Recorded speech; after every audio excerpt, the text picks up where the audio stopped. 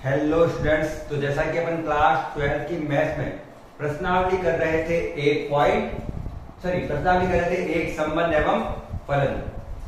उसमें अपन की प्रश्नावली चल रही थी 1.2, जिसके अपन ने 4 क्वेश्चन कर लिए हैं।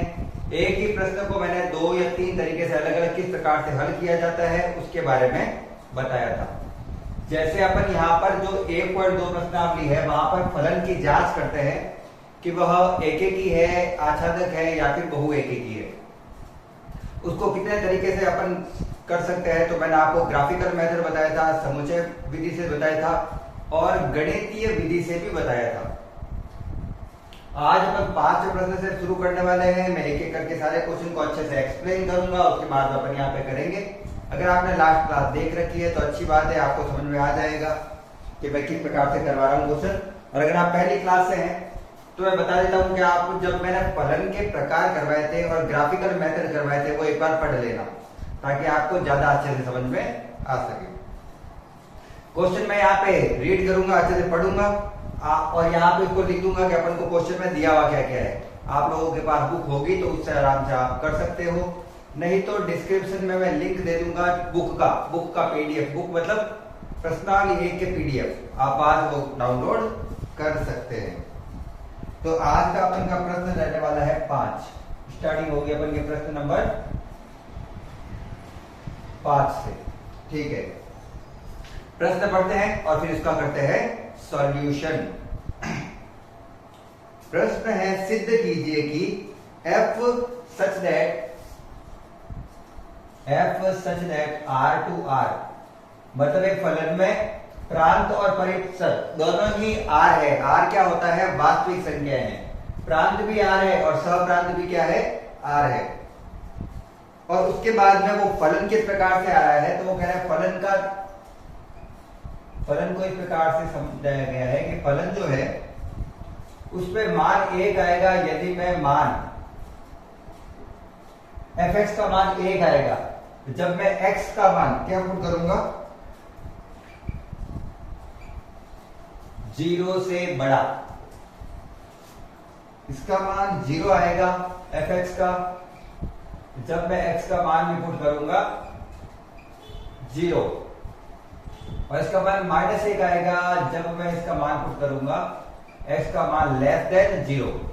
इसका मतलब है जो फलन दे रखा है वहां पे जब मैं x का मान 0 से छोटा रखूंगा तो हमेशा उत्तर प्राप्त होगा -1।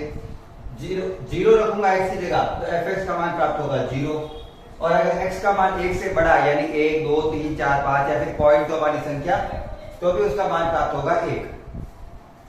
तो ये बताना है क्या यह एकेकी और आच्छादक है? ये ना तो एकेकी है ना ही आच्छादक है, इसको प्रूव करना है। ग्राफिकल मेथड से भी कर सकते हैं और साथ ही अपन इसको मैथमेटिकल रूप से भी प्रूव कर सकते हैं। सॉल्यूशन सबसे पहले अपन करेंगे एकेकी से।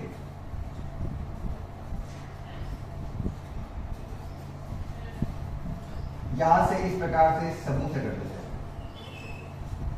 अवयवों का समुच्चय A, अवयवों का समुच्चय B। ये रिलेशन दर्शा रहा है एक दूसरे के साथ में। A यहां पर प्रांत को दर्शा रहा है और B दर्शा रहा है सहप्रांत को। प्रांत को उससे क्या बोला है? वास्तविक संख्या रख सकते हैं, यहाँ पे भी वास्तविक संख्या रख सकते हैं, मेरी मर्जी है, कुछ भी रख सकता हूं। तो मैंने रखा 0, -1, -2, -3 अप टू और इधर 1, 2, 3 अप टू और इसके बीच वाली संख्या भी शामिल है। यहाँ पे भी ऐसे रखते हैं 0, -1, -2, -3 अप टू और 1, 2, 3। मैंने कोई भी एग्जाम्पल लिया है, ये याद रखना। क्या मैं सारी वास्तविक संख्या लिख रहा हूं? नहीं, ये तो वास्तविक संख्याओं का एक बिंदु भी नहीं है, ये तो बहुत कम संख्या है। वास्तविक संख्या अनंत तक चलती है, जिसमें अनंत शामिल नहीं है। अब ये कह रहा है कि जब प्रांत में मैं रखता हूं 0 से छोटी संख्या, 0 से बड़ी संख्या, तो 0 से बड़ी संख्या इसमें कौन सी है? 1, 2 और 3। तो उसका उत्तर क्या प्राप्त होता है? 1। मतलब अगर मैं प्रांत में 1 रखूंगा तो भी 1 प्राप्त होगा, 2 रखूंगा तो भी 1 प्राप्त होगा, 3 रखूंगा तो भी 1 प्राप्त होगा। मतलब सभी जितने भी मान रखूंगा प्रांत में 0 से बड़े, तो उनके लिए मुझे प्राप्त होगा 1 उत्तर। अगर 0 रखता हूं तो मुझे प्राप्त होगा 0, और अगर x में 0 से छोटे मान रखता हूं, ये x होता है और ये क्या होता है fx, ध्यान रखना। x में बड़े रखता हूं, 0 से बड़े वाले, सॉरी x में 0 से छोटे वाले मान रखता हूं तो -1 प्राप्त होगा। 0 से छोटा एक तो ये है, एक ये है, एक ये है। इसे देखकर समझ में आता है कि प्रांत के एक से अधिक अवयवों का एक प्रतिबिंब प्राप्त हो रहा है और प्रांत का एक से अधिक अवयवों का केवल एक ही प्रतिबिंब प्राप्त होता है तो वह एकेकी फलन नहीं कहलाता है, क्योंकि एकेकी फलन के लिए एक प्रांत का एक ही सहप्रांत होना चाहिए। अगर दो प्रांत के एक सहप्रांत वाला अवयव टच है या फिर कनेक्टेड है या फिर उससे संबंधित है तो वह एकेकी नहीं होता, तो यह एकेकी नहीं है।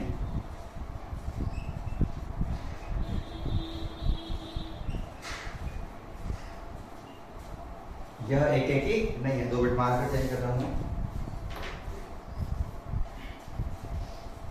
ठीक है। तो एकेकी तो नहीं है ये, क्योंकि एक से ज्यादा को टच करता है और आपको पता होगा इस तरीके से कर सकते हैं अपन। ग्राफिकल मेथड में बताऊंगा। अगर मैं एकेकी के लिए ही, अगर मान लो तुमको ये नहीं समझ में आ रहा है तो मेथड नंबर 2,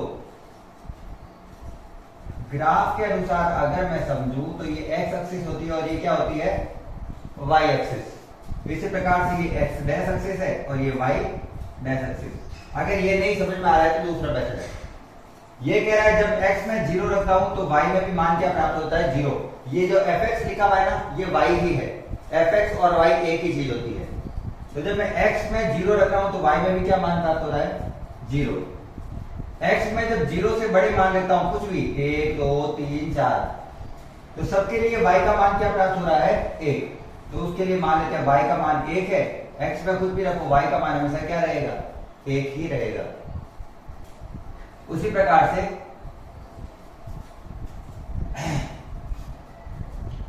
x का मान 0 से अगर छोटा रखता हूं मैं, 0 से छोटा, तो y का मान हमेशा क्या प्राप्त हो रहा है, नेगेटिव, -1। तो y का मान -1 फिक्स है, y का मान +1 फिक्स है, y का मान 0 फिक्स है। जब x 0 तो y 0, जब x 0 से बड़ा तो y का मान 1, जब x 0 से छोटा तो y का मान -1। तो इससे क्या समझ में आता है कि अगर x अक्ष के समांतर एक कोई रेखा खींचता हूं मैं, x अक्ष के समांतर खींची गई रेखा इसको बहुत जगह पर टच कर रही है, वो तो के साथ साथ ही चल रही है, मतलब बहुत जगह पर टच कर रही है। और चूंकि ये रेखा इसको अनंत जगहों पर टच कर रही है, इसलिए यह एकेकी नहीं है। और एकेकी की कंडीशन क्या होती है कि अगर कोई ग्राफ बन रहा है और मैं x अक्ष के समांतर रेखा खींचूं तो वक्र को केवल एक ही जगह पर काटना चाहिए, एक से अधिक जगह पर काटना नहीं चाहिए। अगर वो एक जगह पर काट रहा है तो एकेकी, और एक से अधिक जगह पर काट रहा है तो बहु एकेकी होता है। तो ये एकेकी नहीं है, ये एकेकी नहीं, ठीक है ना। लिख देना, वक्र में x अक्ष के समांतर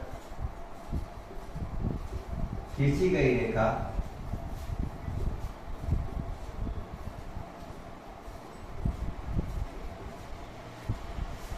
वक्र को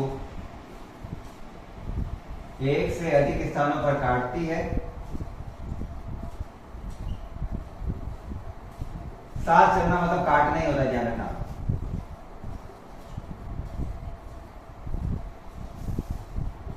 अतः यह एकेकी नहीं है। ये तो एकेकी बताया मैंने, ये तो एकेकी प्रूव हुआ। या तो इस मेथड से करो या इस मेथड से, आपको जो अच्छा लगे। मैथमेटिकल से कर सकते हैं, मैं सारे मेथड एक क्वेश्चन में तो नहीं बताऊंगा। सेकंड जो अपन को प्रूव करना है वो क्या है, वो है आच्छादक। आच्छादक कैसे प्रूव होता है, यदि किसी प्रश्न में या फिर यदि किसी फलन में परिसर का मान और सहप्रांत का मान बराबर हो जाता है तो वह आच्छादक है। अगर परिसर का मान सहप्रांत के बराबर नहीं होता है तो वह आच्छादक नहीं है। सहप्रांत क्या होता है, ये जो दिया हुआ है अपन को, ये तो क्या है अपन का प्रांत, और ये क्या है, सहप्रांत। और सहप्रांत में मुझे पता है आर है, मतलब सारी वास्तविक संख्या है। तो आच्छादक में जो मैं कहूं सहप्रांत मुझे क्या दिया हुआ है, आर। अब सर परिसर क्या होता है, परिसर होता है fx के मान, या फिर कहें ये जो अपन को ग्राफ दे, ये जो अपन को सप्रांत दे रखा है, इसके जितने अवयव के पूर्व प्रतिबिंब होते हैं वह कहलाता है परिसर। जैसे देखो, एक टच है, -1 टच है कितना सारे से, 0 भी टच है, 1 भी सारे से टच है, लेकिन किसी का भी उत्तर 2 नहीं आ रहा है, किसी का भी उत्तर 3 नहीं आ रहा है, किसी का भी उत्तर नहीं आ रहा है। और उत्तर यहाँ पहले से लिखा हुआ है, f का मान या तो 1 प्राप्त हो सकता है, या 0 या -1, 3 ही प्राप्त हो सकता है। तो परिसर क्या है मेरे पास, या तो होगा -1, या होगा 0, या फिर होगा 1। ये कह रहा है सप्रांत तो R सब कुछ भी होना चाहिए, लेकिन अपन का परिसर क्या आ रहा है, -1, 0 और 1, ये दोनों आपस में बराबर नहीं है।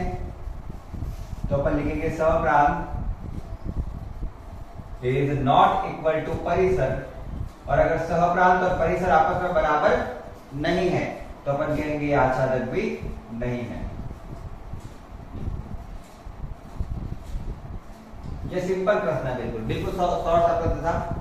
मैंने एकीकी को 2 मेथड से करवा दिया। आच्छादक का एक ही मेथड होता है, और अगर मान लो कोई मैथमेटिकल बड़ा समीकरण दे रखी होती है तो उसको प्रूव भी करना पड़ता है, उसको सॉल्व भी करना पड़ता है आच्छादक के लिए। वो जब आएंगे तब करेंगे। अभी तो अपन को परिसर के मान ही दे रखे हैं तो अपन को ज्यादा कुछ करना नहीं पड़ा। सहप्रांत हमेशा याद रखना, ये जो फंक्शन दे रखा होता है वो प्रांत से सहप्रांत तक होता है। तो ये मान सहप्रांत के हैं, परिसर अपन को या तो दिया हुआ होता है या फिर अपन को पता करना होता है। पता करना होगा तो पता करेंगे। चलो इसका स्क्रीनशॉट ले लेना, फिर करेंगे क्वेश्चन नंबर नेक्स्ट।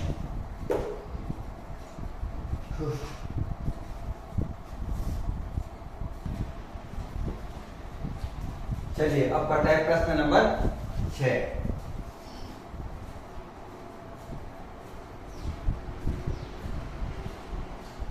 है ना, बिल्कुल। प्रश्न नंबर 6 अच्छे से पढ़ते हैं, फिर यहाँ पे जो दिया हुआ है वो पुट करते हैं।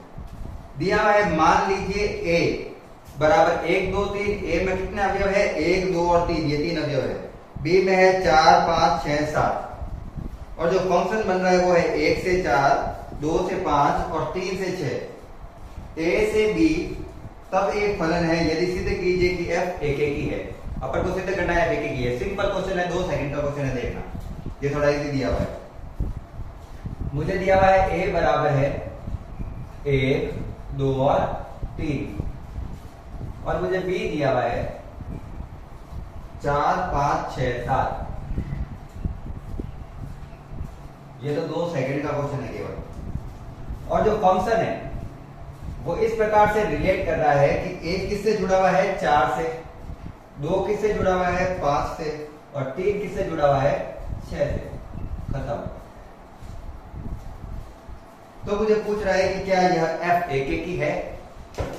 अभी चेक करते हैं। बिल्कुल सिंपल है, सबसे इजी क्वेश्चन होगा शायद मेरे हिसाब से। फलन दिया हुआ है, फलन बनाते हैं। किससे किस में रिलेटेड करना है अपन को, a से b में। चलिए करते हैं। ये अपन का a, ये अपन का b। इसका a से b में एक फंक्शन है। a से b में क्या एक फंक्शन, पहले a में कौन कौन सा अवयव है, 1 2 और 3। इसी प्रकार से b में कौन कौन सा अवयव है, 4 5 6 और 7। ठीक है। अब ये कह रहा है कि फलन क्या है कि एक किससे जुड़ा हुआ है, 4 से। तो मैं 1 को जोड़ देता हूं 4 से। फिर कह रहा है 2 जुड़ा हुआ है 5 से, मैं 2 को जोड़ देता हूं 5 से। ये एरो जरूर लगाना है, ध्यान रखना। एरो है रिलेटेड दर्शाने के लिए कि वो उससे फंक्शन, वो उसका फंक्शन है। और 3 किससे जुड़ा हुआ है, 7 से। तो यहां पर देखने पर यह पता चल रहा है कि प्रत्येक प्रतिबिंब केवल एक ही प्रांत है। मतलब एक से एक, केवल एक से जुड़ा हुआ है। एक से, यहां से जो प्रतिबिंब है वो 2 अवयवों से जुड़े हुए नहीं है। और इस प्रकार का रिलेशन है, इसका मतलब एक ही है। अगर थ्योरी लिखनी है तो लिख देना, चूंकि प्रत्येक प्रतिबिंब ये है सप्रांत के अवयवों वाले जो टच है, प्रत्येक प्रतिबिंब का केवल एक प्रांत का अवयव संबंधित है, अतः यह फलन है। खत्म। सही, अतः यह एक एक ही है, फलन तो क्या, फलन तो है ही, अतः यह एक एक ही है, एक केवल एक से टच है। अब मुझे अगर मान लो प्रश्न में देता कि आच्छादक है या नहीं है, तो देखते हैं कि आच्छादक के लिए मुझे दे रखा है सहप्रांत है 4, 5, 6 और 7। सहप्रांत तो पूरा मान होता है जितना दिया हुआ है, 4, 5, 6 और 7। लेकिन परिसर क्या क्या है, परिसर है केवल 4, 5 और 6, क्योंकि यही जुड़े हुए हैं।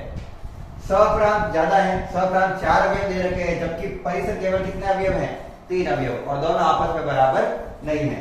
और अगर किसी सहप्रांत में कोई अवयव बच जाता है तो वो कभी भी आच्छादक की श्रेणी में नहीं आते हैं, तो वो फलन कभी भी आच्छादक की श्रेणी में नहीं आते।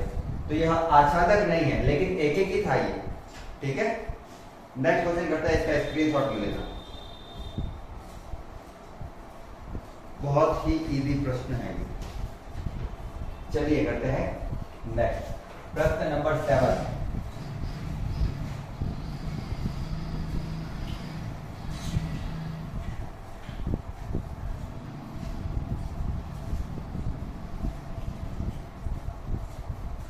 प्रश्न नंबर 7, 2 प्रश्न दे रखे हैं। प्रश्न नंबर 7 में एक बार पूरा अच्छे से पढ़ लेते हैं। प्रश्न दिया हुआ है, निम्नलिखित में से प्रत्येक स्थिति में बताइए कि क्या दिए हुए फलन एक एक ही आच्छादक अथवा एक एक ही आच्छादक है, या तो एक है या दोनों है, या कुछ भी हो सकता है। अपने उत्तर का औचित्य भी बताइए, वो अपन को प्रूफ बताना है, मतलब करके बताना है पूरा, ऐसे नहीं लिख देना एक एक ही और आच्छादक है। जिसमें जो पहला प्रश्न है वो मुझे इस प्रकार से दिया हुआ है कि एक फंक्शन है f(x) बराबर 3 - 4x, और ये इस प्रकार से रिलेटेड है कि जो फंक्शन दिया हुआ है वो r से r तक है, मतलब अनंत से अनंत तक, माइनस अनंत से प्लस अनंत तक सारे अवयव है। प्रांत होता है ये और सहप्रांत होता है ये। अगर हमें भी नहीं पता चला है तो ये प्रांत है और ये क्या है, सहप्रांत। तो अपन को बताना है क्या ये एक एक ही है, क्या यह आच्छादक है, क्या ये दोनों ही है, या दोनों ही नहीं है। चलिए करते हैं, पहले मैं इसको सॉल्व करूंगा एक एक के लिए। और जब अपन को समीकरण दे रखी होती है, जब मुझे प्रश्न में समीकरण दे रखी होगी तो उसके लिए मैं क्या करूंगा, उसके लिए मैं गणितीय विधि से हल करूंगा। उसके लिए ना तो समुच्चय विधि से अपन हल करेंगे, ना ही वक्र विधि से हल करेंगे। इसको सिंपल सा है, अपन गणितीय विधि से ही हल करेंगे। और गणितीय विधि क्या होती है, तो मानना है, माना 2 अवयव x1 व x2 है।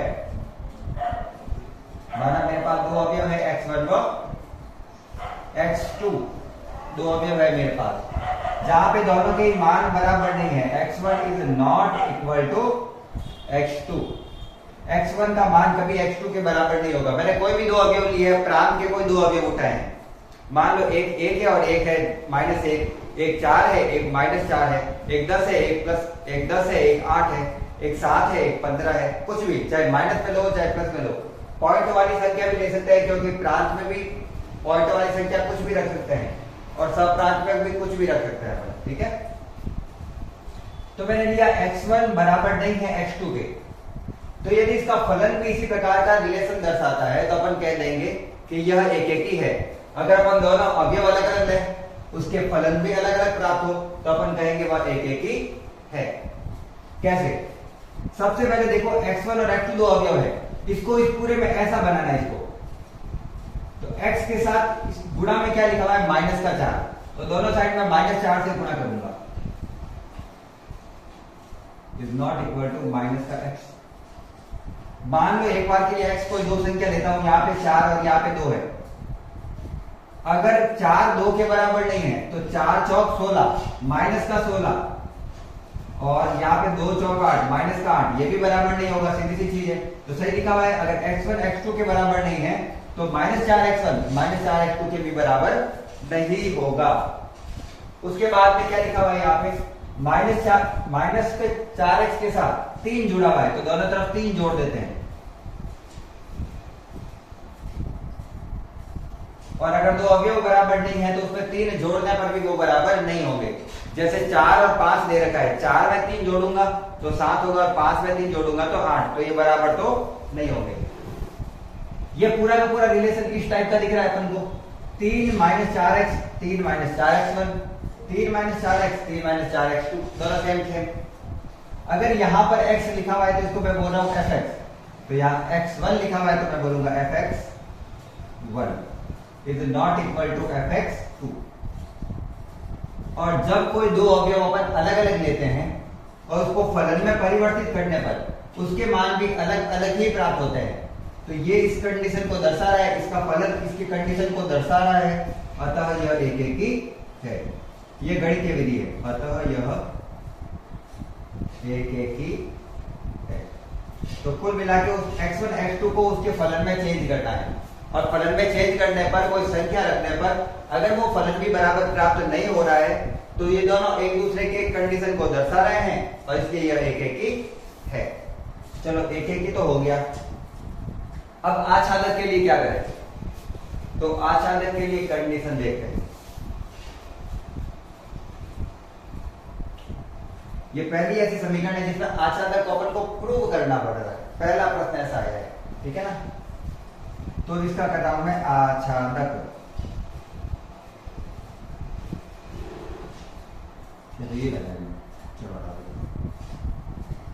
आच्छादक में ये होता है कि जो ये समीकरण दे रखी है, ये समीकरण है y बराबर fx को y लिख सकता हूं ना मैं, fx और y एक ही, y बराबर 3 - 4x, और ये एक सरल रेखा की समीकरण है।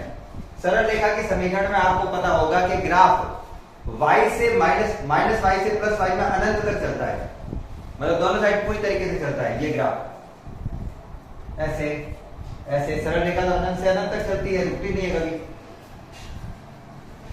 और सरल रेखा का प्रांत या फिर सप्रांत या फिर परिसर हमेशा होता है अनंत से अनंत तक, या फिर कह सकते हैं r। ये जो फलन ले रखा है, ये जो फलन, ये y की समीकरण है, इसको अपन को x की समीकरण में चेंज करना है। तो सबसे पहले क्या करेंगे, माइनस के 4 को ले लेता हूं इधर और y को भेज देता हूं उधर।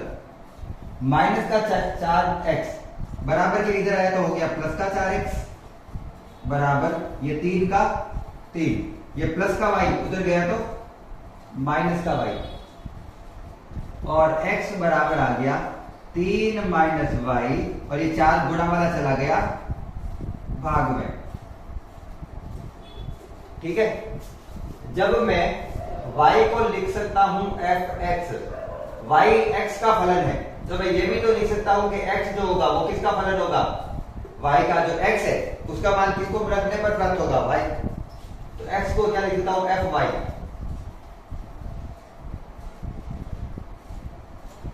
बराबर 3 - y बटा 4, और ये फिर से एक सरल रेखा की समीकरण है।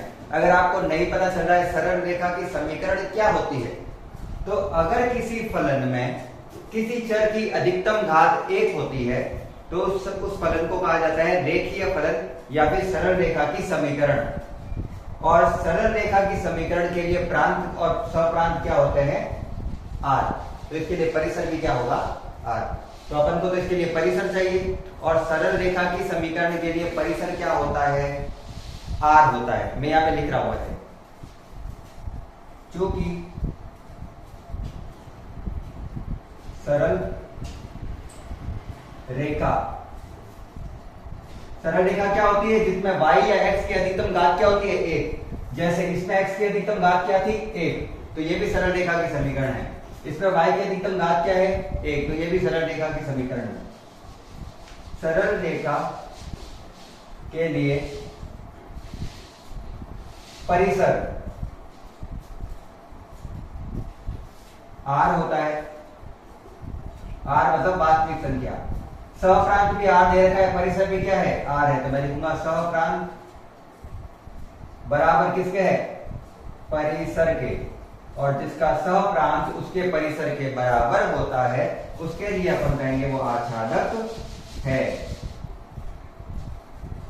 तो कुल मिला के सहप्रांत के लिए क्या करना पड़ा अपन को, सहप्रांत के लिए समझा, परिसर के लिए क्या करना पड़ा, परिसर निकालने के लिए अपन को जो समीकरण दे रखी है y की, fx मतलब y की जो समीकरण दे रखी है उस समीकरण को किस में चेंज करना है, x में। तो जितने भी x के साथ अवयव है वो सारे इधर लेकर आने एक एक करके। तो सबसे पहले 4x को इधर लाया और y को उधर भेज दिया, x की जगह y और y की जगह x को भेजा। उसके बाद में x के साथ जो 4 था वो भी बट्टा में भेज दिया। अब ये जो समीकरण है उसे देखकर मुझे ये पता चल रहा है कि इसमें y की अधिकतम घात 1 है और जिस समीकरण में चर की अधिकतम घात 1 होती है वो सरल रेखा की समीकरण है। और सरल रेखा की अगर कोई समीकरण है तो उसका परिसर क्या होगा, r हमेशा। प्रांत सहप्रांत भी अपन को r ही दे रखा है, इसका परिसर भी क्या है, r ही है, दोनों बराबर है, अतः यह समीकरण क्या है, आच्छादक है। यह फलन क्या है, आच्छादक है। अच्छे से देख लो, स्क्रीनशॉट ले लेना, अगर समझ में नहीं आया हो तो कमेंट सेक्शन में लिखना, अगर समझ में आ गया हो तो क्लास को लाइक कर देना है। प्रश्न करते हैं नेक्स्ट।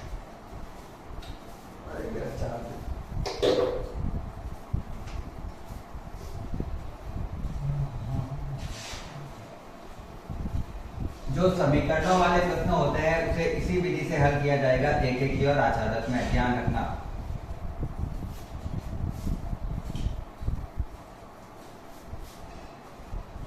और आच्छादक निकालने के अलग अलग तरीके होते हैं समीकरणों से, तो आपको पता करनी है, कंडीशन सारी याद होनी चाहिए। जैसे अगर फलन में रूट में आ रहा है तो रूट वाली संख्या कभी नेगेटिव नहीं हो सकती, अगर फलन बट्टा में आ रहा है तो बट्टा वाली संख्या कभी भी जीरो नहीं हो सकती, क्योंकि p/q वाला, अगर अपन परिसर की बात, परिमेय संख्या की बात करें तो जब लिखते हैं p/q तो लिखते हैं q is not equal to 0। तो अगर किसी भी फलन में बट्टा वाली संख्या में x या फिर कोई फलन दे रखा है, कोई चर दे रखा है, उसका मान कभी जीरो नहीं आ सकता। साथ ही रूट वाली संख्या कभी नेगेटिव नहीं हो सकती क्योंकि वो काल्पनिक हो जाती है, आपने पढ़ा होगा आयोटा वगैरह। तो सबकी अलग अलग कंडीशन होती है, सबकी आपको पता रखनी है। जैसा भी आएगा एक प्रश्न नंबर 2 दिया हुआ है कि fx जो है वो इस बार है 1 + x², 1 + x²। बोल रहा है क्या यह एक ही है, क्या यह आच्छादक है। मैं इसे शॉर्ट में भी कर सकता हूं, वैसे तो मैं तो इसे क्या कर सकता हूं, शॉर्ट में भी हल कर सकता हूं ग्राफिक मेथड से, एक बार में दोनों पता चल जाएंगे। लेकिन आपको मैं पूरा तरीके से कराता हूं, है ना।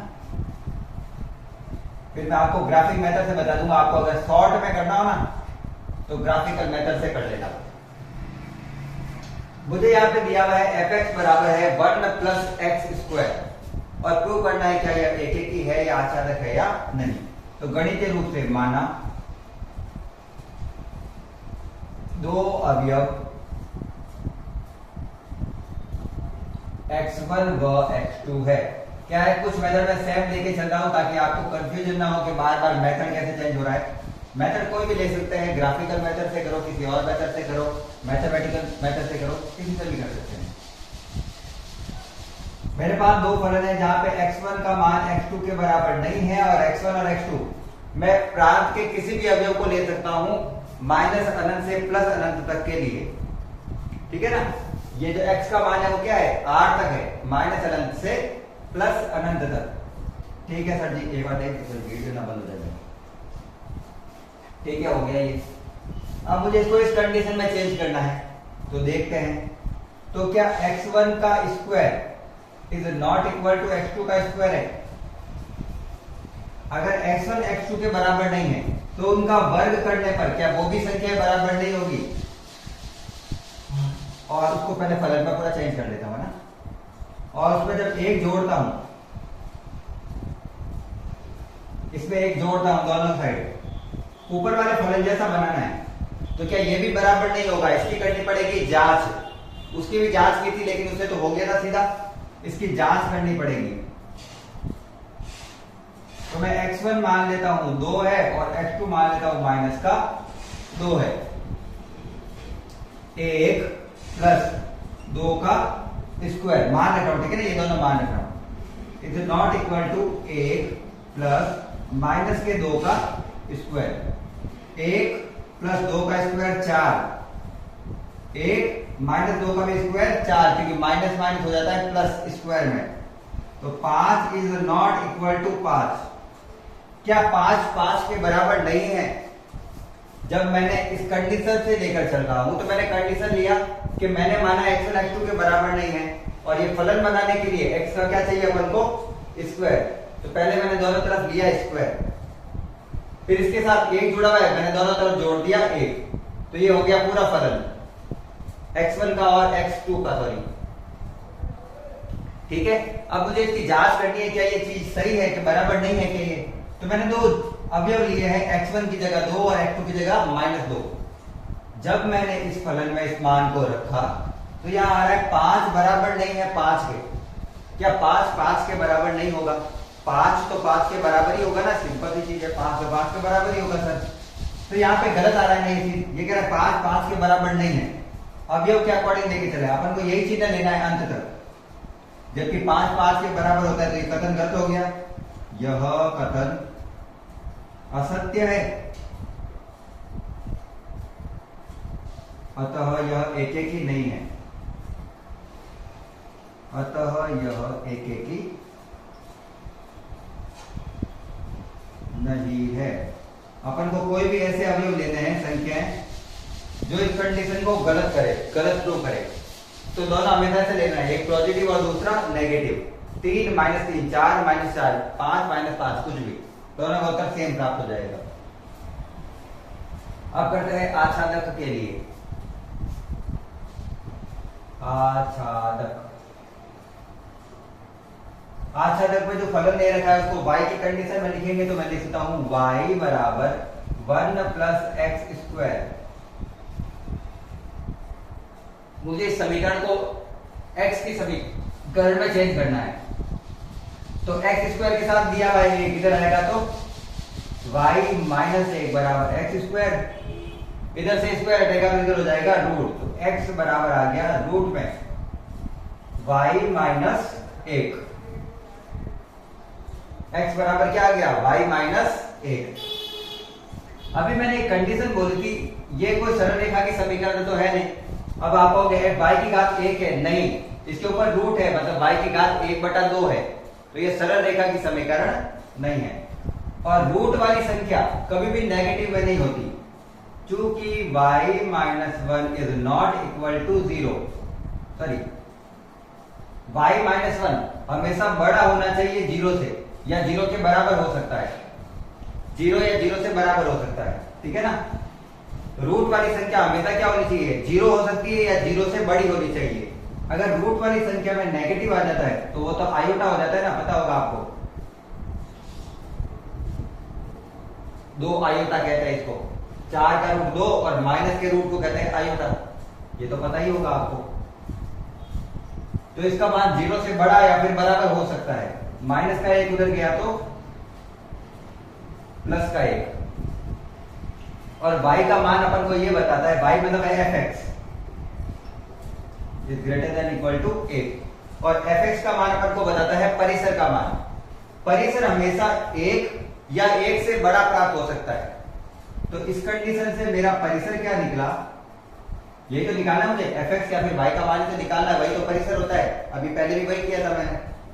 परिसर क्या है? मैं y का मान या तो रख सकता हूं 1 या 1 से बड़ा, मतलब 1 से अनंत तक, ठीक है ना। एक शामिल है, सॉरी एक शामिल है और अनंत कभी शामिल नहीं होता है। तो परिसर प्राप्त हो रहा है 1 से अनंत, मतलब ओनली पॉजिटिव संख्या, वो भी 1 से बड़ी। और सहप्रांत क्या है? r। क्या दोनों बराबर हैं? बिल्कुल नहीं है सर, सहप्रांत तो r है, जबकि परिसर 1 से अनंत तक है, तो ये दोनों आपस में बराबर नहीं है। और चूंकि सहप्रांत और परिसर आपस में बराबर नहीं है, तो मैं यह भी कह सकता हूं ये आच्छादक नहीं है।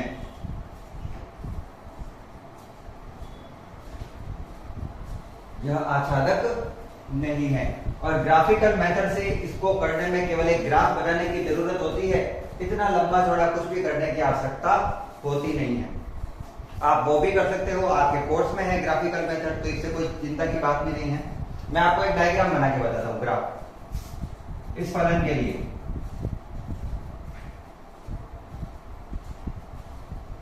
एक y बराबर एक्स स्क्वायर होता है ना, उसके लिए ग्राफ का ये वाला डायग्राम होता है जो जीरो से टच होता है।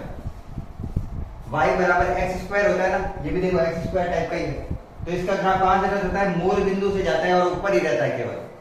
लेकिन इसके साथ क्या जुड़ा हुआ है? एक। और एक यहाँ पर c यानी y एक्स को कहां पर काट रहा है वो मान होता है।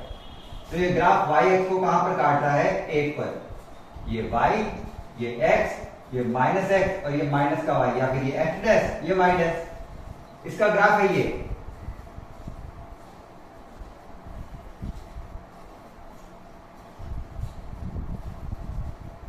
इसका ग्राफ है ये, ठीक है ना। अब मुझे कहे एक एक की जांच कैसे करते हैं?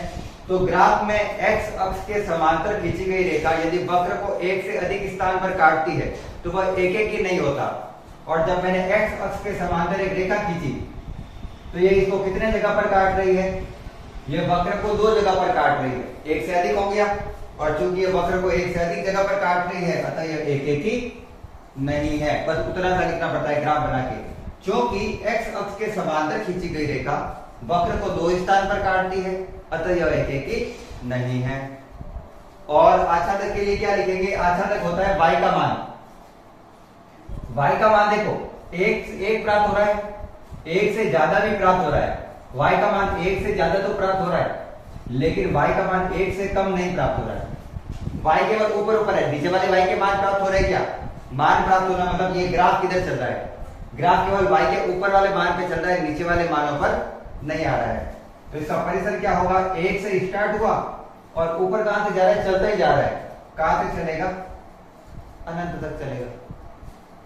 तो परिसर हो गया एक से अनंत, यही तो मैंने भी कहा यहाँ पर, और ये मैंने आपको मैथमेटिकल रूप से निकाल के बताया है। आपके पास सारे मेथड है, आप किसी भी मेथड से निकाल सकते हो जो आपको इजी लगे। ग्राफिकल मेथड ज्यादा इजी होता है, लेकिन कंडीशन एक्चुअल में कहें तो ये अपन को पूरा अप्लाई करके बताना चाहिए ताकि अच्छे नंबर आते हैं आपके। ठीक है, अच्छे से स्क्रीनशॉट ले लेना। करेंगे अपन क्वेश्चन नंबर नेक्स्ट। चलिए इस क्वेश्चन को हटाते हैं। स्क्रीनशॉट ले लिया होगा आपने शायद तक। सातवां प्रश्न था ना ये? हाँ, सातवें का दूसरा था ये। 8वां, 9वां और 10वां 3 प्रश्न बचे हैं। मैं सोचता हूँ इस क्लास में करवा देता हूँ।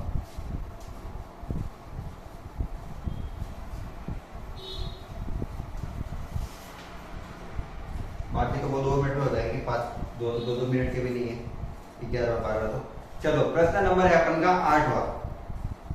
8वें प्रश्न में अपन को दिया हुआ है कि मान लीजिए A तथा B दो समुच्चय है, जैसे कि अभी अपन समुच्चय ले रहे थे। सिद्ध कीजिए कि F such that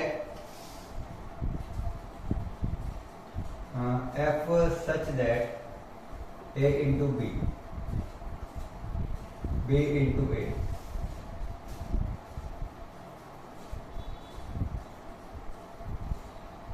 इस प्रकार है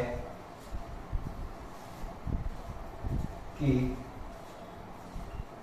F A, B is equal to B, A। एक ही आच्छादक है, ये प्रूव करना है। एक ही आच्छादक है, इसको प्रूव करना है। बिल्कुल सिंपल सा है, कुछ नहीं है। क्वेश्चन को केवल घुमा के इतना घुमाया हुआ है कि पता ही नहीं चल रहा है कि पूछा क्या है ना। अपन सिंपल तरीके से करेंगे, बिल्कुल इजी मेथड से। अच्छे समझ, अपन को प्रूव करना है कि ये जो कंडीशन है ना वो एक ही आच्छादक है, जहां पर एक अवयवों का समुच्चय है और बी भी एक अवयवों का समुच्चय है। तो ये प्रश्न नंबर है अपन का 8। इसका करते हैं यहाँ पर सॉल्यूशन। तो इसमें यहाँ पर पहले तो अपन को ए और बी कुछ मान लेते हैं अपन, ठीक है ना, एग्जाम्पल के लिए। माना ए जो है उसके अवयव है मेरे पास A1 और A2। मेरे पास ए कोई अवयवों का समुच्चय था, उसमें दो अवयव है, स्मॉल A1 और स्मॉल A2। इसी प्रकार से B एक कोई अवयवों का समुच्चय है जिसमें B1 और B2 अवयव है, और ये सारे के सारे आपस में रिलेटेड है। ये A क्रॉस B मतलब होता है A के सभी अवयव B के सभी अवयवों से आपस में संबंधित है। ठीक है, तो मुझे करना है कि A क्रॉस B का जो समुच्चय है वो B क्रॉस A के समुच्चय के साथ एक फलन दर्शा रहा है जो एक एक की आच्छादक है या नहीं उसको समझाना है।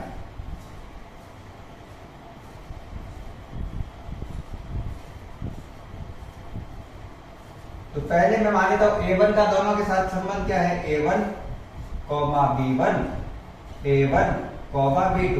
A1 दोनों से संबंधित है, इसका अर्थ ये होता है A to B, A1 भी दोनों से संबंधित है और A to B दोनों से संबंधित है। तो A2 B1, A2 B2।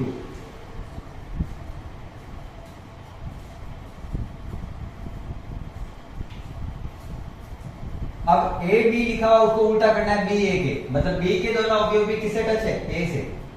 तो B1 A1, B1 A2, B2 A1, B2 A2। ये क्या है, A D B A से टच है, मतलब जो अवयव खुद का है वो उसी वाले से टच है। 1 1 वाला 1 1 वाले से टच है। A1 B2, B2 A1 से टच है, मतलब इससे ऊपर वाले से मत कर देना। A2 B1, B1 A2 से टच है और ये किससे टच है। तो क्या फलन के प्रत्येक प्रांत का अवयव प्रत्येक का एक ही प्रतिबिंब या फिर एक प्रतिबिंब का एक ही प्रांत है, तो बिल्कुल एक प्रतिबिंब का एक से ही जुड़ा हुआ है। और जब ये एक अवयव एक से ही जुड़ा हुआ है तो इसका मतलब है कि यह एक एक ही है।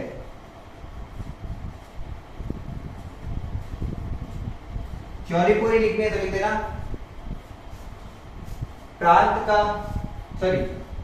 फलन में सप्रांत के प्रतिबिंब का केवल एक ही प्रांत से संबंध है, अतः यह एक एक ही है। आच्छादक के लिए क्या लिखेंगे, तो आच्छादक के लिए पूरी लाइन लिखूंगा, चूंकि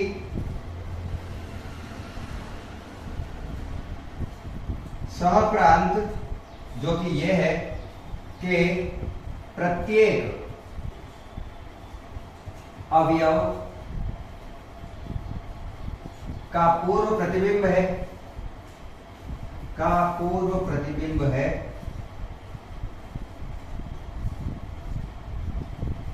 अतः यह आच्छादक है। कुछ नहीं था ऐसा, कुछ नहीं, एग्जाम में बेसिक भी पूछा नहीं जाता है, आपको बता देता हूं मैं। सारे के सारे सहप्रांत है ना, वो आगे कहीं ना कहीं से जुड़े हुए हैं और सभी सहप्रांत के अवयव जिनके प्रांत से जुड़े हुए होते हैं, प्रांत के अवयवों से संबंधित होते हैं, वो सारे परिसर कहलाते हैं। तो जो सहप्रांत है वही क्या है, परिसर है, और जो सहप्रांत है और जो परिसर है वो दोनों बराबर हैं, अतः ये क्या होगा, आच्छादक है। ठीक है, तो ये सिंपल सा क्वेश्चन था, इसको कुछ ऐसा खास था नहीं और एग्जाम में आने लायक नहीं है ये। प्रश्न नंबर करेंगे अपन 9। इसका स्क्रीनशॉट ले लेना, इसका कुछ ज्यादा इंपॉर्टेंस है नहीं इसके लिए। मैं करूंगा प्रश्न नंबर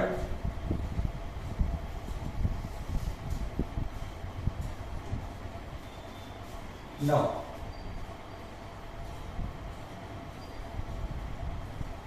हाँ, प्रश्न नंबर 100 थोड़ा अच्छा दिया हुआ है। मान लीजिए समस्त n यानी कोई संख्या, n समस्त संख्याओं को नेचुरल नंबर लिया हुआ है, मतलब संख्या केवल आप नेचुरल नंबर रख सकते हैं, प्राकृत संख्या रख सकते हैं। प्राकृत संख्या क्या होती है, 1 2 3 4 5 6 7 8 9 10 अनंत तक। तो आप केवल प्राकृत संख्या रख सकते हैं, जिसका फलन का जो संबंध दिया हुआ है, जहां x लिखा हुआ है वहां पे n लिखा हुआ है, ज्यादा कोई दिक्कत की बात नहीं है अपन के।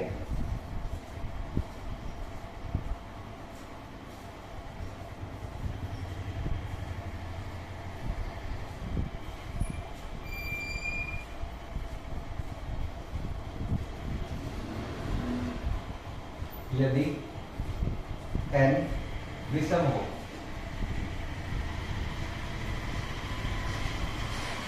और n बटा 2 लेना है, यदि n सम हो, सम यानी सम संख्या है ना, प्राकृत संख्या में वो संख्या लेनी है जो सम हो या फिर विषम हो, द्वारा परिभाषित फलन f n to n में, ये जो फलन है वो नेचुरल नंबर से नेचुरल नंबर की ओर ही चल रहा है। प्राकृत कह सकते हैं अपन का प्रांत भी प्राकृत संख्या है और सप्रांत भी प्राकृत संख्या है। क्या यह एकेकी और आच्छादक है? अपने औचित्य की भी औचित्य बताओ, अपन को सॉल्व करके बताना है, वो तो अपन कर ही रहे हैं। तो इसका करते हैं अपन सॉल्यूशन। प्रश्न ये है, एक फलन दिया हुआ है, फलन में fn के दो मान है, एक तो विषम संख्या के लिए ये और सम संख्या के लिए ये। जब n में विषम संख्या रखेंगे तो ये वाला फॉर्मूला काम में लेना है, और n में सम संख्या रखेंगे तो ये वाला फॉर्मूला काम में लेना है। ये दो फंक्शन के उत्तर है, ये परिसर को दर्शाएंगे अभी, ठीक है ना। और सप्रांत और प्रांत तो दिया भाई अपन को बताना है क्या फलन एकेकी आच्छादक है। देखते हैं, पहले एकेकी, पहले तो एकेकी ही होगा, पहले तो एकेकी ही होगा। अब एकेकी के लिए वगैरह क्या करें, तो वही मैं डब्बा बनाऊंगा ए और बी, सरल मेथड तो ये रहेगा।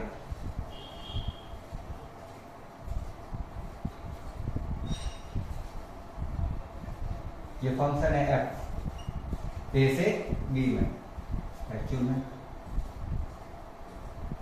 ए से बी में ये है फंक्शन।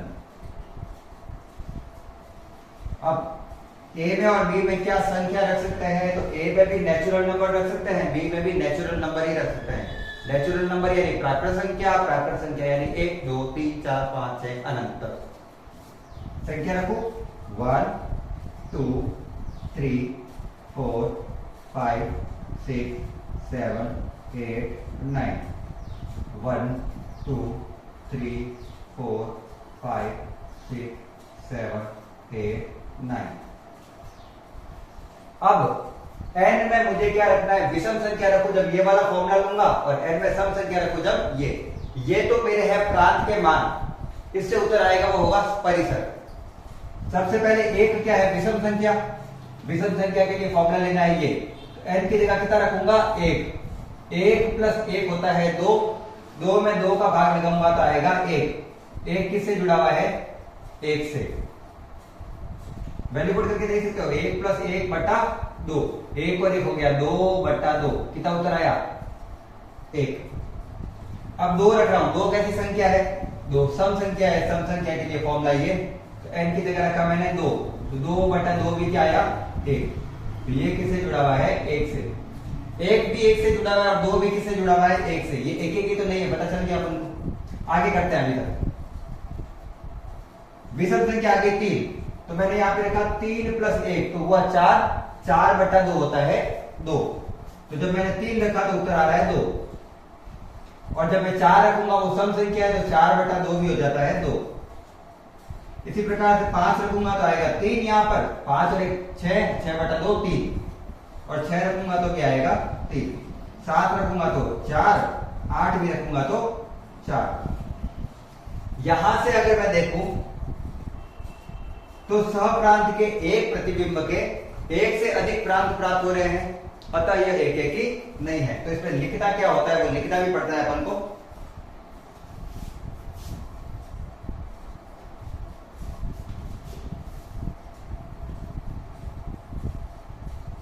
जो कि सहप्रांत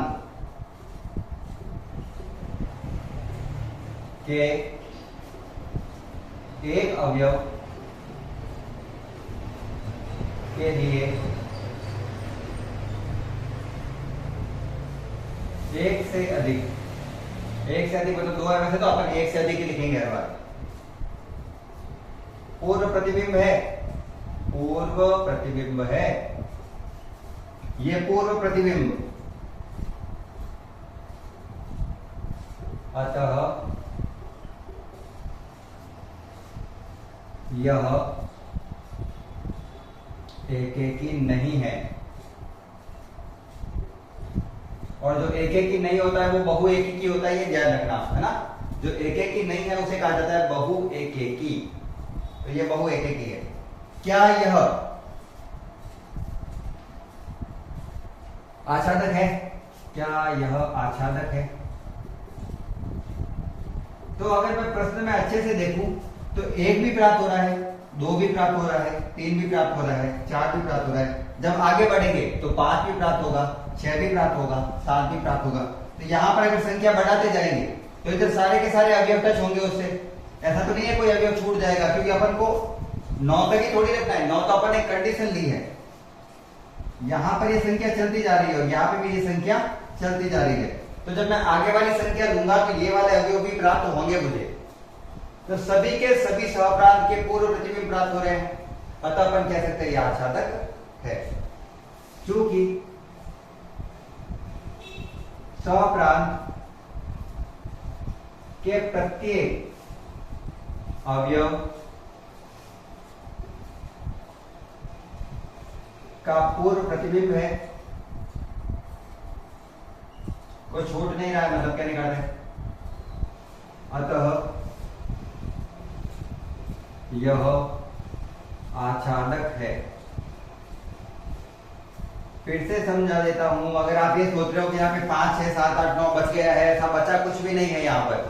जब मैं यहाँ पर ऐसे आगे कंडीशन में प्राकृत संख्या और लूंगा, पूरी थोड़ी लिख सकता अपन प्राकृत संख्या, मैं प्राकृत संख्या 9 लूंगा तो 9 का उत्तर प्राप्त होगा 5, 10 लूंगा तो भी 5, 11 लूंगा तो 6, 12 लूंगा तो भी 6, 13 लूंगा तो 7, 14 लूंगा तो भी 7। तो ये सारे अंक प्राप्त होंगे अपन को, ये सारे कनेक्ट है आगे कहीं ना कहीं से, पर अपन उसको दर्शा नहीं पा रहे अभी के लिए, ठीक है ना। तो इस प्रकार से यह एक की तो नहीं है, लेकिन ये आच्छादक है। एक अच्छा क्वेश्चन है, इंपॉर्टेंट क्वेश्चन है, अच्छे से कर देना, इंपॉर्टेंट है ये, ध्यान रखना, स्क्रीनशॉट ले लेना इसका। और आज का ऑलमोस्ट लास्ट क्वेश्चन है 10वां, वो भी कर लेते हैं।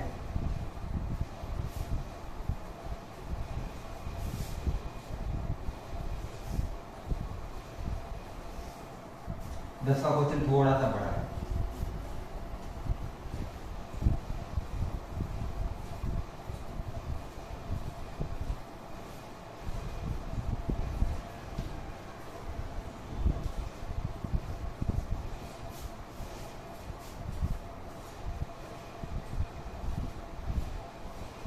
क्वेश्चन नंबर 10, चलिए 10वां क्वेश्चन क्या कह रहा है देखते हैं। प्रश्न दिया हुआ है कि ए और बी प्रांत और सहप्रांत दिए हुए हैं, और अपन को एक फलन दिया हुआ है इसके लिए, एक fx x-2 x-3, और यहां पर कहा गया है कि जो प्रांत है उसके अवयव है सभी वास्तविक संख्या जिसमें 3 शामिल नहीं है, और बी बराबर लिखना है, क्या लिखा बी में भी सभी संख्या वास्तविक संख्या लेकिन उसमें एक शामिल नहीं है। ये हो गया अपन का प्रांत और ये हो गया अपन का सहप्रांत। ये पूछ रहा है यह एक की और आच्छादक है या नहीं है। तो एक की निकालने के लिए मुझे इसमें x का मान निकालना पड़ेगा, और दिक्कत ये आ रही है कि एक ही फलन में x के 2 मान है, तो मुझे उसमें से एक x को हटाना है। उसके लिए एक फिक्स कंडीशन होती है जो मैं इस क्वेश्चन पे अप्लाई कर रहा हूं। आप इसके जैसा कोई दूसरा क्वेश्चन देखो तो भी उस पर यही अप्लाई करना है, ठीक है। तो सबसे पहले इसके लिए करते क्या है वो देखना। इस फलन को अच्छे से जमा कर लिख रहा हूं, ठीक है ना। उसमें मुझे केवल एक x चाहिए इसलिए, हाँ, तो सबसे पहले fx बराबर दिया हुआ है, fx बराबर y लिख लेता हूं मैं, कोई दिक्कत नहीं है, या फिर चलने दो, चलो fx तो वैसे भी मैं वापस लिखूंगा ही नहीं, x-2 बटा x-3। इसको हटाने का सबसे सरल तरीका यह है कि अपन दोनों तरफ, अच्छा साथ में कर लेते हैं, एक ही साथ में कर लेते हैं, माता फोड़ी हो जाएगी, तो डबल डबल करना पड़ेगा, साथ में ही कर लेते हैं। पहले इसके लिए एक फलन बनाते हैं अपन, अच्छे से एक फलन तैयार करते हैं। f(x) बराबर मुझे दिया हुआ है x-2 बटा x-3, और मुझे इस x को हटाना है। इसे हटाने के लिए सबसे अच्छी कंडीशन ये है कि जो चीज नीचे दे रखी है वैसी की वैसी ऊपर भी बनाओ। तो उसके लिए ये क्या करूंगा, मुझे यहाँ पे -2 लिखा है, इसको लिखना है -3 बनाना है। x की जगह तो x है, लेकिन जहां -2 है वहां मुझे चाहिए -3। तो -2 को -3 कैसे बनाऊं, तो इसमें -1 जोड़ दूंगा, तो -2 और -1 हो जाएगा -3। लेकिन अगर अपन कोई चीज जोड़ते हैं तो अपन घटाते हैं तो वहां पर जोड़नी भी पड़ेगी, क्योंकि किसी संख्या में जितना जोड़ते हैं और जितना घटाते हैं, अगर दोनों की संख्या बराबर है तो फलन पर कोई प्रभाव नहीं पड़ेगा। जैसे 3 में 2 जोड़ू और 2 ही घटा दूं, तो 3 और 2 5, 5 में तो 2 गए, तो वापस कितना आएगा 3। तो ऐसे ही मैंने एक स्वयं संख्या जोड़ी और फिर इसको घटा दिया वगैरह। x माइनस 3 प्लस 1 बटा x माइनस 3 ये हो गया, इन दोनों को जोड़ दिया मैंने। इसको दोनों के नीचे सेपरेट रखो अगर, तो आ रहा है x माइनस 3 बटा x माइनस 3 प्लस इस एक के नीचे भी इसको रख देता हूं तो आएगा 1 बटा x माइनस 3। इस x माइनस 3 को इसके और इसके दोनों के नीचे सेपरेट रखा, इससे ये कट गया, तो आया 1 प्लस 1 अपॉन x माइनस 3। ये अपन का फलन है fx। अपन का मेन फंक्शन जो है ना fx, वो अभी एक एक के लिए अपन ये वाला काम में लेने वाले हैं, ठीक है ना। उससे सीधा नहीं होता, वो एक एक उससे सीधा सॉल्व नहीं होता। अगर आपके टीचर करवा देते तो अलग बात है, पॉसिबल नहीं है, ठीक है ना। एक एक के लिए हल करते हैं। ये तो मैंने फलन को चेंज किया है। तो एक एक के लिए अपन क्या करते हैं, माना दो अवयव x व x1 व x2 है। माना मेरे पास दो अवयव x1 व x2 है। अच्छा, किसी को थोड़ा बहुत ये चीज समझ में नहीं आई होगी कि ये क्या लिखा हुआ है। ऐसा है क्या किसी को ये भी नहीं पता चला होगा कि r माइनस 3 क्या है, r माइनस 1 क्या है। इसका मतलब है कि प्रांत में मैं कोई भी संख्या रख सकता हूं, लेकिन 3 वहां पर शामिल नहीं है। 3 को छोड़ के कुछ भी रख दो, 1 रखो, 2 रखो, 2.4 रखो, 2.9 रखो, 3.1 रखो, 3.2 रखो, 3.3 रखो, 50 रखो, 100 रखो, अनंत रखो, अनंत मत रखो, सॉरी, सब रख सकते हैं इसमें, केवल 3 को नहीं रख सकते। इसी प्रकार से सहप्रांत में 1 नहीं है, बाकी कोई भी संख्या रख सकते हैं, ठीक है। तो r मतलब कोई भी संख्या, लेकिन 1 नहीं रखना है, कंडीशन मना किया है। प्रांत में मना क्यों किया है, क्योंकि बट्टा में आ रहा है x माइनस 3, और अगर मैं x की जगह 3 रख देता हूं तो 3 में से 3 जाएगा तो आएगा 0, और परिमेय संख्या के आधार पर बट्टा में कभी 0 नहीं होना चाहिए। तो प्रांत तो इससे पता चल जाता है 3 क्यों नहीं रखना है। परिसर देखेंगे अभी, तो ये ले लेते हैं, माना दो अवयव x1 व x2 है, जहां x1 is not equal to x2। अब इसको इस फलन के रूप में चेंज करना है, इसको ऐसा बनाना है। तो x कहां लिखा हुआ ये रहा, x में से 3 घटाना है, मैंने x1 माइनस इसमें से भी 3 घटा दिया और x2 में से भी 3 घटा दिया। और अगर किसी दो संख्याओं में से समान रूप से अपन चीज घटाते हैं तो उस फलन पे कोई प्रभाव नहीं पड़ता है। जैसे 5 में से 3 घटाऊंगा तो 2, 4 में से 3 घटाऊंगा तो 1, तो अगर उसके अवयव के मान अलग अलग है तो उसके फलन के मान भी अलग अलग ही होंगे। अब ये 1 के बट्टा में लिखा हुआ है तो इसको भी 1 के बट्टा में लिखने के लिए घुमा देते हैं। 1 बटा x1 minus 3 is not equal to 1 बटा x2 माइनस 3, दोनों को बट्टा में लेके चला गया। अब इसके साथ 1 जुड़ा हुआ है, दोनों साइड 1 जोड़ देते हैं, 1 प्लस 1 अपॉन x माइनस, इधर भी जोड़ देते हैं। किसी संख्या के साथ समान संख्या जोड़ना, घटाना, गुणा करना, भाग करने से कोई प्रभाव नहीं पड़ता है। अगर अवयव अलग अलग है तो उनके फलन भी अलग अलग होंगे। ये पूरा का पूरा फॉर्मूला किसका है, ये पूरा का पूरा फॉर्मूला था fx का, जब यहाँ पे x लिखा हुआ है, x की जगह मैं x1 लिख दूंगा तो यहाँ पे भी क्या लिखूंगा x1। तो fx1 is not equal to fx2। चूंकि दोनों अवयव अलग अलग थे, अपन ने जब इसको फलन के रूप में परिवर्तित किया तो इसके फलन भी अलग अलग है और कंडीशन को दर्शा भी रहे हैं। अतः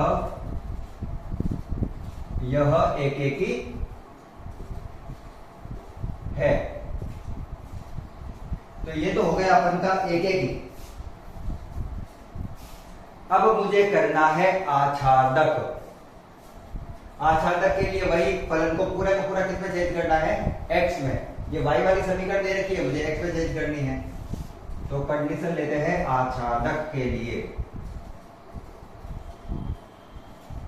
और इसके लिए सूत्र दिया हुआ है y बराबर x माइनस 2 बटा x माइनस 3।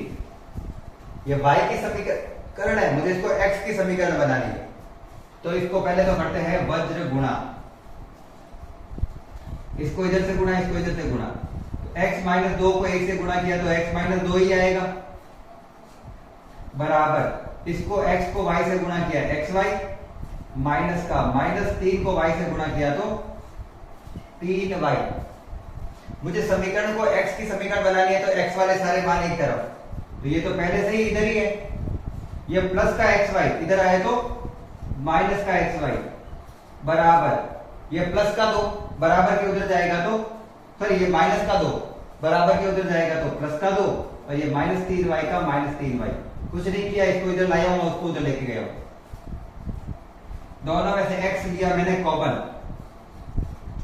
कॉमन लेने पर यहां पर इसमें बच गया 1 माइनस इसमें बच गया y बराबर 2 माइनस 3y।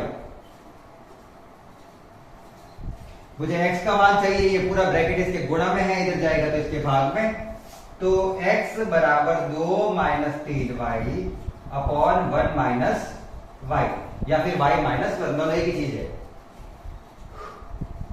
अब मैंने जब परिसर निकालने के लिए बताया था अभी थोड़ी देर पहले, तो मैंने एक कंडीशन बताई थी। परिसर कैसे पता चलता है समीकरणों में, रूट वाला मान हमेशा 0 या 0 से बड़ा होना चाहिए, और परिमेय संख्या के रूप में दिया हुआ है तो बट्टा वाली संख्या का मान कभी 0 प्राप्त नहीं होना चाहिए। तो मैं कह सकता हूं अतः 1 माइनस वाई कभी 0 नहीं प्राप्त होना चाहिए। 1 minus y is not equal to 0। Minus का वाई उधर गया तो प्लस का वाई, तो y is not equal to 1। तो वाई में अपन क्या नहीं रख सकते, जब बट्टा वाली संख्या दे रखी होती है ना फलन में, तो बट्टा वाली संख्या का मान कभी 0 नहीं हो सकता, तो बट्टा वाली संख्या का मान 0 नहीं हो सकता। तो जब मैंने इसको हल किया तो y आ रहा है, y is not equal to 1, y का मान 1 प्राप्त नहीं हो सकता। तो इसके लिए परिसर क्या बना, इसके लिए परिसर ये बना कि y में कोई भी मान रख दो, कोई भी मान मतलब r, लेकिन क्या नहीं रखना है, तो मुझे उसमें 1 नहीं रखना है, बाकी कुछ भी रख दो, तो वहां पे 1 नहीं रखना है। ये मेरा परिसर है। और अगर मैं सहप्रांत को अच्छे से देखूं तो यही चीज लिखी हुई है मेरे पास, r कुछ भी रख सकते हो लेकिन 1 नहीं रख सकते। परिसर क्या है, r कुछ भी रख सकते हो और 1 नहीं रख सकते। तो चूंकि इसका परिसर बराबर है सहप्रांत के, तो मैं कहूंगा यह आच्छादक है। तो ये अच्छा क्वेश्चन था, ठीक है ना। तो इस प्रकार से अपन ने की है 10 क्वेश्चन। इसके बाद में अपन के 2 अथवा वो एमसीक्यूज वाले हैं, मैं शॉर्ट में बता देता हूं आपको, आप अच्छे से कर लेना, सीधा बताऊंगा उसका। इसका स्क्रीनशॉट ले लो, उसके बाद में उसके सीधा आंसर बता देता हूं।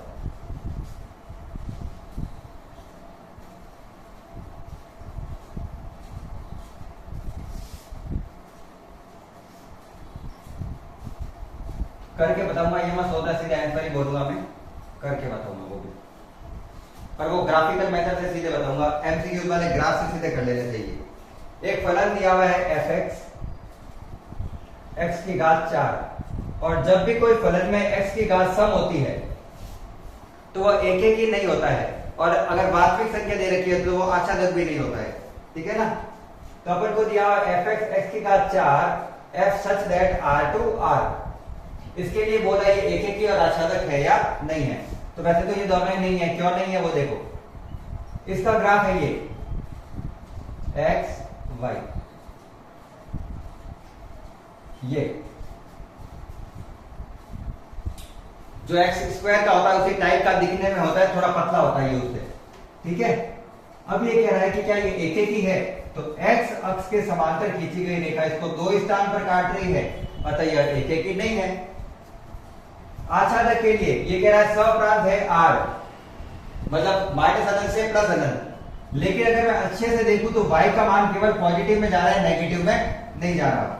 तो इसका परिसर क्या है, ग्राफ से देखने पर ग्राफ का मान आता है, परिसर का मान आता है y का मान। y का मान 0 से स्टार्ट हो रहा है और अनंत तक चल रहा है, 0 से अनंत, जबकि ये कह रहा है सहप्रांत क्या है r, इन दोनों के मान बराबर नहीं है, तो यह आच्छादक भी नहीं है। तो इसका उत्तर है डी, f न तो एक ही है और न ही आच्छादक है। ये कितना क्वेश्चन था? ये 11 क्वेश्चन था। ये 11 के बाद में 12 दिया हुआ है fx बराबर 3x। ये सरल रेखा की समीकरण है क्योंकि x की अधिकतम घात कितनी है? 1। अगर आप चाहो कि इसका ग्राफ बनाओ सर जी, ये लो मैं बना देता हूं। x में 1, y में 3, इसका ग्राफ ऐसे x और y माइनस x और माइनस y, ये इसका ग्राफ है।